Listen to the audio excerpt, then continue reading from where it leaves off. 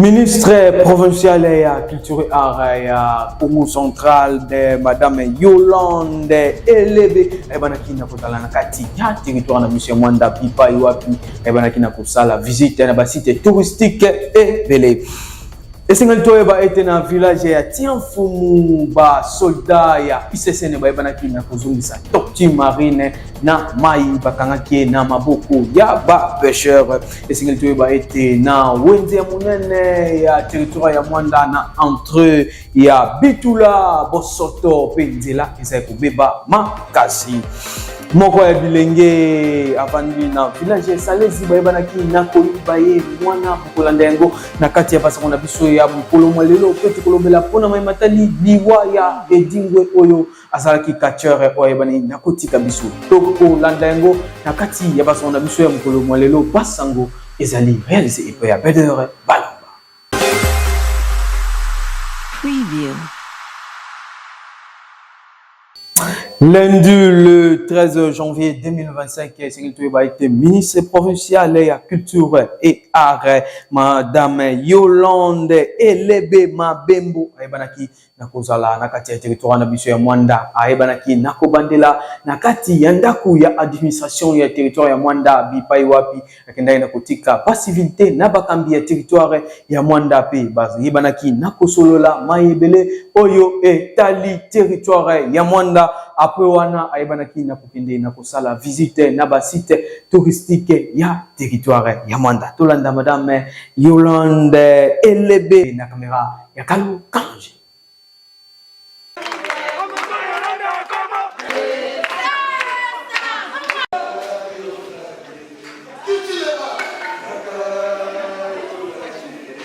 Il était très important parce qu'il est nécessaire que nous puissions. Le ministère de la Culture, c'est le ministère de la Culture, Art et Patrimoine.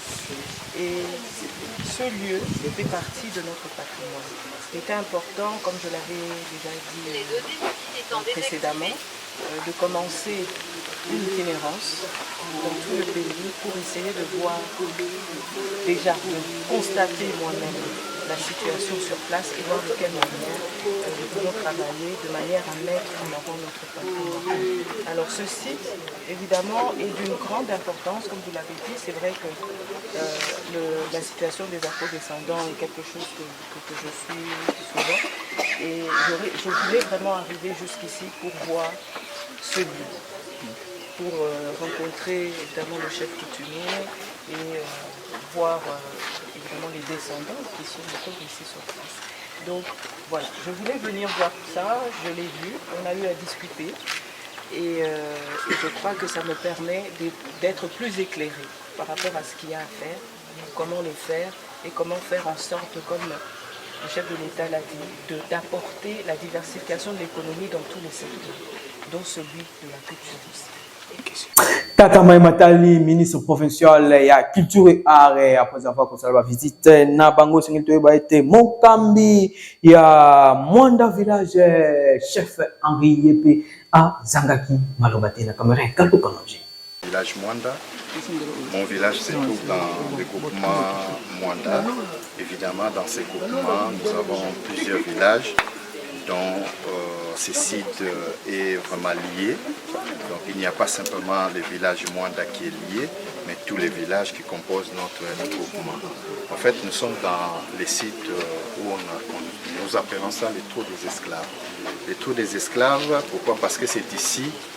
que nos arrière-grands-parents, les ancêtres, sont passés ici dans l'esclavagisme pour être déportés en Amérique et en Europe. Et c'est dans ces trous qu'on les mettait et que ces gens passaient toute leur vie ici en attendant que l'embarcation arrive pour être déportés au niveau de l'Europe. Évidemment, ils ont connu des atrocités, une vie difficile parce que certains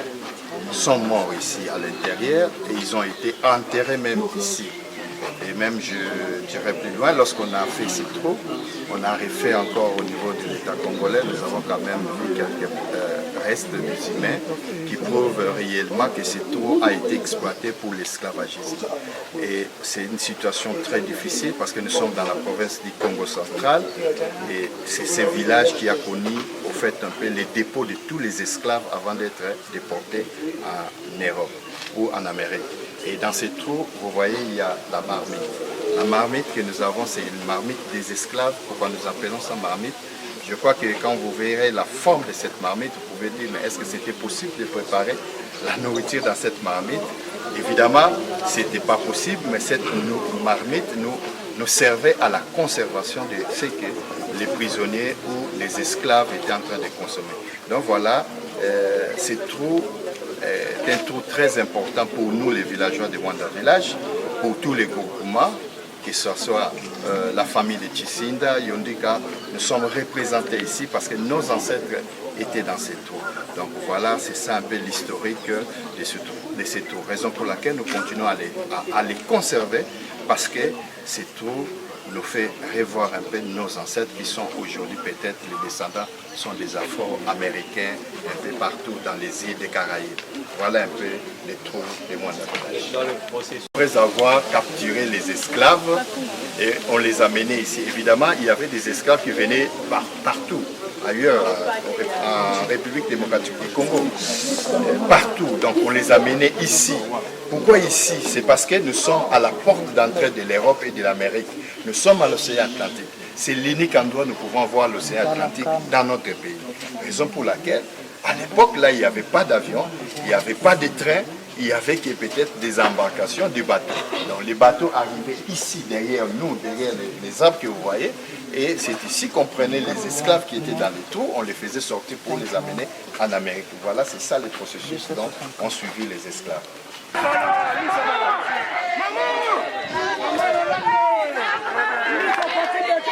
Mardi le 14 janvier 2025, tokati bongo na ngambu ya village ya Tianfomu bipai wapi basoda ya ISSN bayebanaki na kozongisa torti marine na mai bayebanaki na kokangaye na maboko ya bapêcheur na filet na bango. Tolanda basango.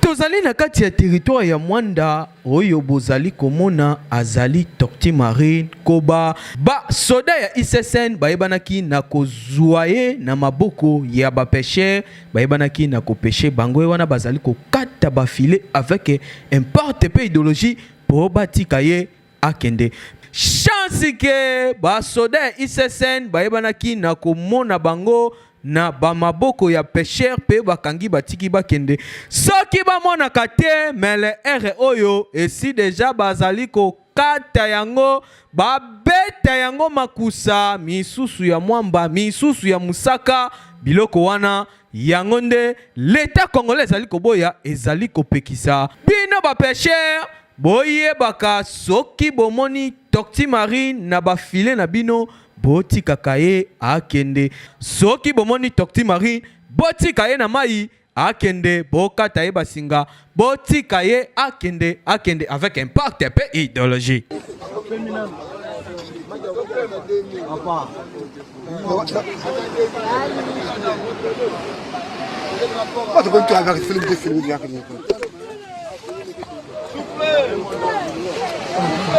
Ah ouais, la place.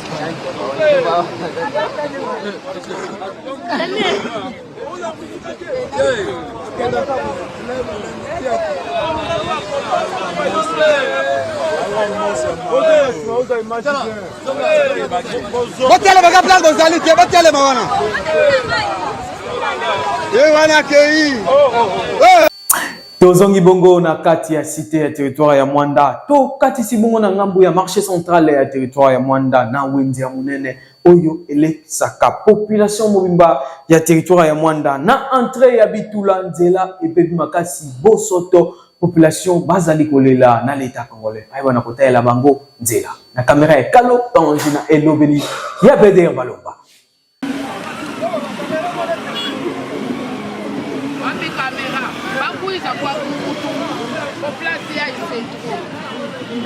Tozali kaka na kati ya territoire ya Mwanda awa tozali na entrée oyo ekota na wenze ya bitula marché ya munene oyo ezali kolesa population nyonso ya territoire ya Mwanda avec impact pe idéologie mais kasi ya mawa ya kokamwa bino moko bandeko bozali komona nzenge nzela ebebi makasi potopoto mai nsobo ezali kopesa pasi mingi na mitema ya bayi mboka nyonso ya territoire ya Mwanda na kotala na etanzela oyo ya wenze ya munene ya bitula oyo elesaka population mobimba ya territoire ya Mwanda lolenge ekomi population oyo bazali kokota kokende kosala wenze pe oyo bazali koteka bazali kolela na l'état congolais pe na administration ya territoire ya Mwanda bakonzi baso boyeba na kotala etat ya nzela oyo ya marché central oyo ezali kolesa population mobimba ya territoire ya Mwanda bobuaka atako buaka ba sable ya rouge pona population bazwa moyen ya kokota na wenze na kokende kosomba biloko avec impact pe idéologie. Mayi oyo ezouta likolo kuna normalement fo azwa awa bagrate awa longoli potopoto vitere jaune basopi bakonzi yango nde ide fo asala po boye soki vitere jaune mabele kozala kaka posoka oyo potopoto ekozala kaka boye moyen okota kuna na kati kuna eza te esika mpe bato bazoya ndenge na ndenge bazoya kosala bawenze ekozala bizarre boye te jamais kozwa solution wenze munene boye marché central ya Mwanda ezala bizarre boye ils ont propriété. Va continuer à la Cambo. Donc, la potopoto va suivre terre jaune, va compacter en haut. Et on est ça pour soi bien. Terre jaune hier à Melakamaï. À Melamai, on filtre en haut. Elle a filtré en haut, ça n'est qu'à côté, moi, zéro du colo. Et on a la place. Même si tu vas venir décharger la gare de ce matin. Vous avez propriété. Et puis tout comme il y a des autres, ça fait que les conditions de là, elles sont bien. Quand il y a des gens qui ont des gens depuis que la protocole des arbres est un mouton comme nous les autres bêtes ça souffle pire mais soit il va tirer terre jaune un mouton des autres est mouton pour les capacités normal même mouton pour les facile pas besoin de solution de la protocole va tirer terre jaune va compacter on ça va compacter on est au monde à voir là où il va eta nzela oyo tozaba na mboka nesi nzela ezobeba bamama basalaka wenze ya esika ya lokwa stade na biso siko bakonzi bazula biso ata solution bakoya vuma ndenge tomonaka bamashine eyeba nini eyeba longoli mapotopoto wana tulokuma mboka ti bamama bafuta batike batala na beta ya ndenge toza bamama bafuta batike tofuta batike biso mpe bamondia bakangaka biso kaka awa siko bambongo yango oyo bakangelaka biso efutamaka eutaka awa en tout cas toyeba zwaka solution. Merci. Papa ça nous tient malamu biso bana na bango toujours ko boyete za bien batala likambo papa mba ko bomisa yango ko eza mboka na biso nyonso papa mama yo awozoteka boye na bapotopoto boye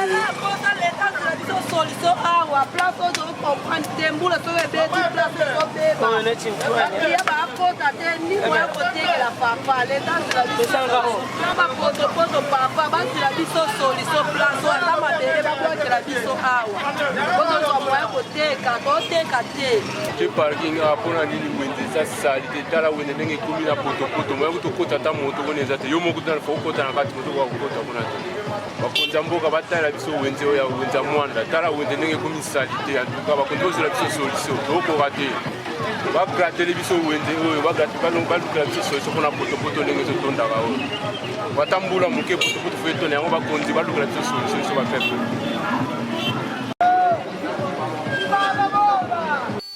Kaka na territoire ya Mwanda to keibongo na salezele sengel to eba ete elenge mwana mwasi moko ayebana ki na kobungisa bébé na village ya Salezi pe akimaki na lombango na kanti ya radio communautaire de Mwanda XCM. Tolanda explication na ye ya caméra ya Daddy Pambo.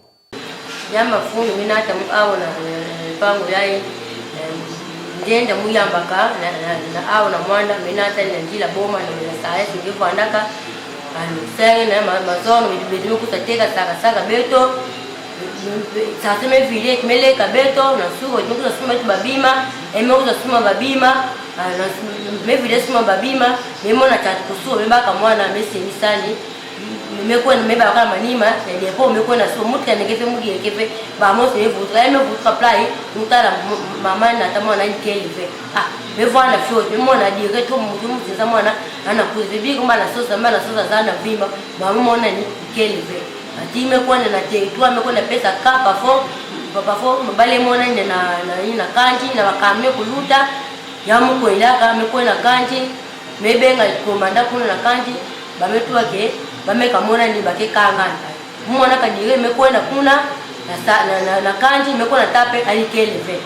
ya umekuizia awa sa mpeza communiquer au place muko ndaka bametu bila mungu ke yake misiona nani kuzaka sana kuiba mwana alo ameka yiba mwana angekote na njila Angola aya umekuizia awa sama nini bafo bale mona dina na bantila ukotila kwa wale mama mwana seti mwana ngo amefuata bubu ya rouge elikuta na pantole ya pembe na kati amefuata na sengle ba chaussette ke change couleur ba chaussette ya kaya ya rouge na kaka ya bleu zina ni ja une semaine que ça bana dimanche mazono une semaine Dimanche mko za tegisa. Mevile tegisa sasa mumu na bamanga mungu.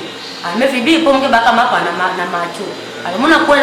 mfana na mwana nketo na mwana mkongoni. Ne mwana ndi amekelema na kwa na pa hai na maboko. Mekuma vana amebenga jeune fille yaka nani. Meyo sana ye kwa naka na bome. Mefana kana boma depuis mwana fati me au na mwana net meyo njukimi na mwana mwevana na mwana mekumamuna na njia boma mwevanda na nini bwana na bwana Salezi hapo ya mtu kimbe amekatoka na boma bakala mudi kweli imekufa mudi kweli bakala kile kipe mfeva pasi mingi yamekuzia au na bona na mwana kwa msamu sosa luzipo plus na so luzingo yake samukuza sosa luzingo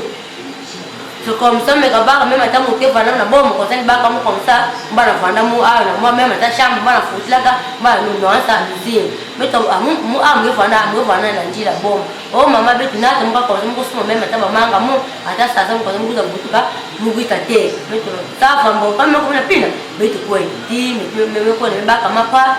betu me ko na peti na injo betu vana beto bete sala bilanga bete kona bete futuka beto alo samedi bete mbuka saka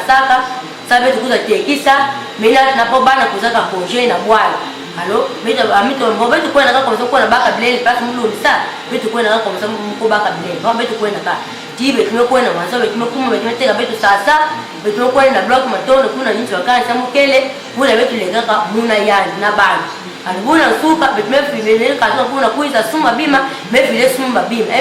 bima tatu su mekanga mebaka mwana mepesa baka mwana alibaka mwana mituna mkongona metele mume baluka mekona sumba mudi ekepefe daga mve sumba mosi mekuza tapla mwana ankele bila mwana c'est ba meyiba nge mwana ameyiba mwana kuma mwana ketu nani jina mbewa bameka mona ni bakangaji bameka kanga ni bamebenga na nyobeba mekuta bika awa na radio kaka na basango oyo elenge mwasi ayebana na kubungisa bebe sengento eba ete grande sœur na yepe zangaki malobate na kamera ya Daddy Pambo munu mke ya nandi mke bwanda awa na mwanda betke bana mwanda betme yungikira awa na mwanda beteka kapo matano tu kusa awa mama ke awa na mwanda eba luka na mwanda kwenda fly kwa koto mke bakaminyo ti ba 18h30 yana mekuza muni ni mutindo omekatika na kanji malonga tele mito rien betrele kapla te futuka na injo ta bet kwa tena injo ta ba ino tibika na injo parfois ana futuka na injo ete kwa koto ba neso be fwana wapi eswe mona ma jina ani jina ben mon machine ko betu mona live maman si mwana mu ya tete me yuvla penser me yuvla mama nini Jacques me simbane mais toi Jacques na monta na mama ya bonda awa mais toi rien mungu kwa kuleka pla hivi mungu ke mama kuita mwana kuza na injo ya mungu ni mti mwana funa futuka mwana kila mwana kwa albetu kuone na radio ya tume kumina awa en tout cas dia mwana tuba bafumu wa leta basala ke ba pendena bana nyo skina voyager ba mama nyo skina voyager basala penja ke ba contrôler ba mama nyo skina voyager ba meka mona mama meka nisa ba chuki ya bete benga ka arad rasta chuki bete benga rasta meka mona ameka lele na yitu chance kuleke nani nena mefuata ya kaka ya metanga na yitu ya kaka kikuta mefuata ya rose ya kele boni ya bete bakeku ya rose ya mefuata dipapa mefuata ya jaune lela mefuata lela jaune lela bete benga ka matungulu ya lela mefuata mwana nketu hii en tout cas ile ke mwana nketu hii andi kanga ni bakuza baka mwana bakuza bika ni hao yandi mutu babika na maboko ya leta leta zaba mambi nina kesala ba susi ya mwana betu nde Tole kibongo na basang mususu pona matali botumbami ya Los Angeles na États-Unis d'Amérique ya population et territoire ya Mwanda ba yebani nako pesa ba réaction na bango na kamera kaloka ba mona biloko ya bongo parce que banyokoli biso trop kongola koma lokola zoba na bango bakoma lokola banzambe na biso bango baza banzambe na biso te biso bayinde photo sepela parce que banyokoli biso trop wana kutu nanu ya muke wana nana ya muke bandeli nanu bandeli tokomi na suka na mte na katika tokomi na mte wana bandeli toute organisation qui mettra leur main en Afrique comme au Congo leur pays sera abouti dans l'eau dans le feu ils vont plonger wana eza bandeli ya tokomi katikati tala nde baobundisa biso bake kosamba kuna na este banani baobundisa biso tokobunda na este te tokobunda na bango mindele biso tozobunda na bango bakomi bakoti na este po babundisa biso mboka ya Kongo biso mpe nde eza bobiloko na biso yango ekokisami ezomonana bango kuna bakomona fe oyo nzambe oyo bango bakanisa bango baza ya bango biso mpe tonaki mbangu na biso bango na nzambe na bango biso tonaki mbangu na biso baprophétie yango sikoyo prophétie epesama na baforme ebele motu na moto na ndenge na ye akomponaka prophétie oyo bango bazolobela prophétie ya nani na bible to eza na prophète moko boye actuel ye nde moto alobaki eloko wana oyo biso toyokaki États-Unis kotombaka balobango na baforme ebele incendie wana esalemi eza incendie peut-être eza nango causé par erreur moko boye esalemaki quelque part imprudence ya individu moko ezali ke bâtiment mobimba appartement moko epuis bâtiment mobimba eziki eke mpa bavoisin eke tie créé eloko wana pourquoi il faut babandiye yango pourquoi il faut basangisa yango na makambo ya molimo pour moi ça n'a rien à voir parce qu'il faut toyeba nanu cause ya moto wana est ce que moto ngo epeki na mapata ekiti yango te fin du monde eza la prophétie mpe mpo nanga fin du monde ekozala nzamba boyango fin du monde ekomi jour motu ye moko akufinde fin du monde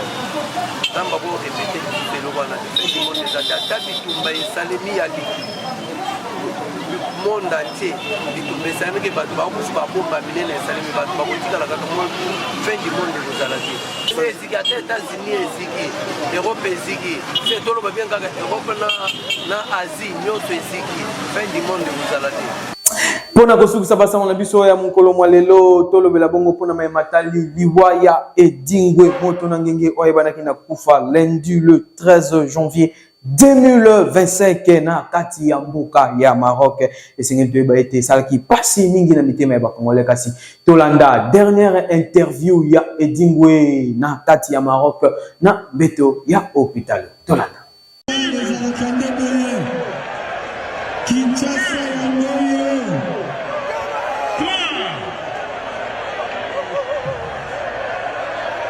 Mbote ya Edi, bonjour. Mbote maman.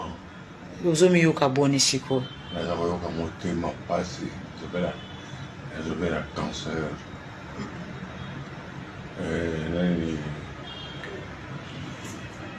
Zobela cœur. Takaliwa Edingwe population et territoire ya Mwanda pe batonduzami na mawa tolanda bongo réaction ya population ya Mwanda na caméra de der Balomba. Il comme champion du Congo, catcher, formé pour catcher rebelle. Il comme catcher à Congo. na kota ba komba na ye na badilo ba na kala na ya zai kota ba komba na ba machu na kota ba komba na ye na ba chihuahua na ba shikito ba ye shikito ba ye abunda kitoko na sepela na ye pe na mona Odingo azalaki un grand artiste mboko ministère akitire akoba honore bakunda ye na mpona kopesa ye ata poa bo asaleli mboko mpe na art bato baza kosala mpe eloko eza koselisa mpe bakonzi ya kala na ya sika fo bahonore bapesa ye respect demene fo ezala respecté par le gouvernement abuti libanda mboka baye bazobunda bitumba ye nde mutu adefendaka bango basango onde aliwedi ngwe sukisi basango na biso ya mukolo mwa lelo suku bolanda biso malamu topesi bongo merci mingi na Beder Balomba oyo asunga biso na caméra pe na réalisation topesi merci mingi na Kalo Kalonji oyo banayi na kosunga biso na ba élément du journal merci mingi na Glody Lutumba et pourquoi pas na Dati Pambu wazaki côté régie ngana bino tokokutana na mikolo mizali koya.